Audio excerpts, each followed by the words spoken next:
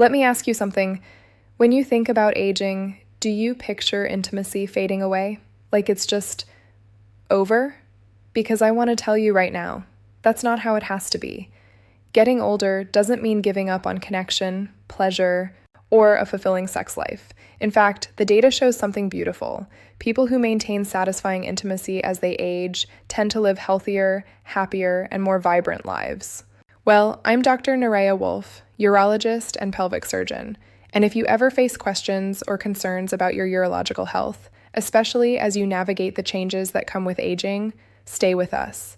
We're here to help you understand your body with clarity, compassion, and without judgment. Today, we're going to explore what really shapes sexual satisfaction later in life. What makes some people thrive intimately after 65 while others struggle? And more importantly, what can you start doing now, no matter your age, to protect and nurture that part of yourself? If this resonates with you, I hope you'll subscribe and share this conversation with someone who might need to hear it. Let's dive in. Why sexual health matters as we age. Here's something we don't talk about enough. Sexual well-being isn't just about pleasure. It's deeply connected to how successfully we age overall.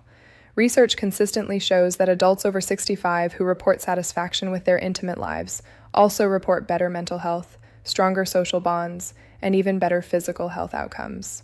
Think about it. Sexuality is a form of connection. It's vulnerability, presence, and joy all wrapped into one. When that part of life feels good, it ripples outward.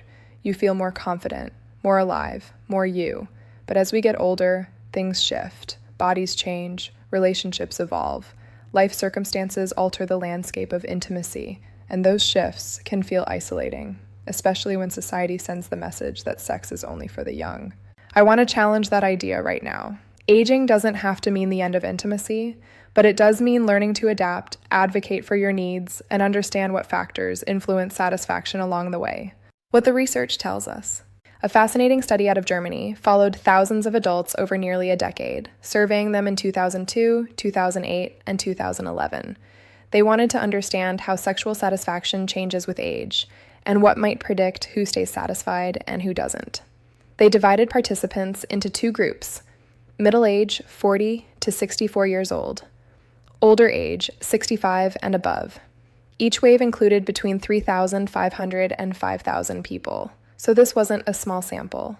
And what they found was both expected and surprising. Yes, sexual satisfaction did tend to decline with age, but why it declined and who maintained satisfaction despite aging revealed some powerful insights. The patterns that emerged. Let me walk you through the key findings because they paint a really important picture. First, physical health and illness. Not surprisingly, people in the older age group had more chronic illnesses. Conditions like heart disease, diabetes, arthritis, and neurological issues became more common. And those who rated their own health as poor or who were managing multiple conditions were less likely to report sexual satisfaction. This makes sense. When your body is struggling, when you're managing pain or fatigue or medications that affect energy and desire, intimacy can feel like a burden rather than a source of joy. But here's the thing. This doesn't mean health challenges prevent a satisfying sex life. It means they require adaptation, and often medical support that's currently underutilized. Second, depression and emotional well-being. Interestingly, rates of depression were similar across both age groups. But those who were depressed, regardless of age, were significantly less likely to feel satisfied with their intimate lives. Depression affects desire. It affects energy. It affects how we see ourselves and how we connect with others.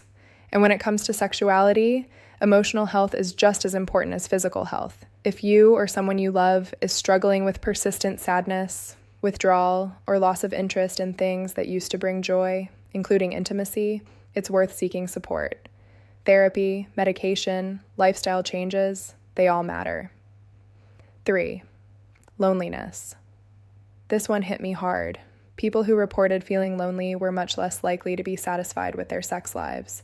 And loneliness is an epidemic among older adults. As people age, social circles shrink. Friends pass away, partners pass away, kids move across the country, and suddenly, the web of connection that used to sustain you feels thinner. Loneliness doesn't just affect mood, it affects everything, including intimacy, because sex isn't just physical, it's emotional, it's relational. And when you feel disconnected from the world, it's hard to feel connected in the bedroom. Fourth, the importance you place on sexuality. Here's where it gets interesting. When the researchers asked participants how important sexuality and intimacy were to them on a scale of 1 to 5, the older group rated it about 1 point lower than the middle-aged group. Now, 1 point might not sound like much, but statistically, it was significant. And it suggests something important. As people age, they may start to internalize the message that sex isn't for them anymore. But here's the flip side. Those who did continue to prioritize intimacy, who said it mattered to them, were more likely to report satisfaction. In other words, if you believe sex is important and you invest in it, you're more likely to experience fulfillment. It's almost like giving yourself permission to still want and enjoy intimacy makes a real difference. 5. Cognitive function and social connection. The study also found that cognitive function tended to decline with age, which isn't shocking. But what was notable is that people who maintained regular contact with a meaningful circle of loved ones tended to fare better overall, including in their intimate lives. Connection matters. Not just romantic connection, human connection. Staying engaged with people you care about keeps your mind sharper, your mood brighter, and your life richer. 6th, gender differences. And finally, women were less likely to report sexual satisfaction after 65 than men. This makes sense when you consider what women go through during and after menopause. Hormonal shifts can lead to vaginal dryness, discomfort during sex, loss of libido, and changes in sensation. And if those symptoms aren't addressed, intimacy can become more painful than pleasurable. But here's the hopeful part. These symptoms are treatable. There are so many options available. From vaginal estrogen to lubricants to pelvic floor therapy, yet many women never bring it up with their doctors, and many doctors never ask. If you're a woman experiencing these changes, or you're partnered with a woman who is, please don't suffer in silence. A urologist or gynecologist who specializes in sexual health can help. There is no shame in seeking support for something that affects your quality of life this much. What you can do right now. So, what does all of this mean for you? Whether you're in your 40s, 60s, or 80s, what can you actually do with this information? 1. Prioritize your physical health today. Invest in your body now. Exercise regularly, both cardio and strength training. Eat a diet rich in whole foods. Manage chronic conditions with your doctor's guidance. And avoid smoking, which damages blood vessels and directly impacts sexual function. The healthier you are overall, the better your chances of maintaining a satisfying sex life as you age. This isn't about vanity, it's about vitality. 2. Tend to your emotional health. If you're feeling down, anxious, or disconnected, seek help. Talk to a therapist. Consider medication if it's appropriate. Practice mindfulness or meditation. Journal. Move your body. Your mental health is foundational to every other aspect of your life, including intimacy. 3rd, fight loneliness actively. Stay connected. Reach out to friends, send a text, make a phone call, join a group, whether it's a book club, a walking group, or a volunteer organization. And men, I'm talking to you especially. Women tend to be better at maintaining friendships. Men often isolate, especially after retirement or loss of a partner. Don't let that happen. Connection is medicine. 4, keep intimacy on your radar. Don't internalize the message that sex is over. If intimacy matters to you, let it matter. Talk about it with your partner. Explore what feels good in your body now, even if it's different from what felt good 20 years ago. Sexuality evolves. That's not a loss. It's an invitation to discover new ways of connecting. 5, seek medical support without shame. If you're experiencing pain, dryness, erectile difficulties, loss of desire, or any other concern, talk to a doctor. Preferably one who specializes in sexual health. There are treatments available. Vaginal estrogen, lubricants, medications for erectile function, pelvic floor therapy, counseling. The options are vast and they work, but you have to ask. You have to advocate for yourself because you deserve a fulfilling, intimate life, no matter your age. Here's what I want you to take away from this conversation. Aging doesn't mean the end of intimacy. It means the evolution of it.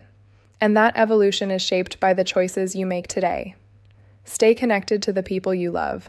Tend to your health, body, mind, and spirit. And don't be afraid to ask for help when you need it. Sexual well-being isn't a luxury. It's part of living fully. And you're never too old to deserve joy, connection, and pleasure. If there's someone in your life, maybe a parent, a partner, or a friend, who's navigating these changes and could use a little encouragement, share this with them. Sometimes just knowing you're not alone makes all the difference. And as always, remember, your health matters. Your happiness matters. You matter. Take care of yourself because you're worth it.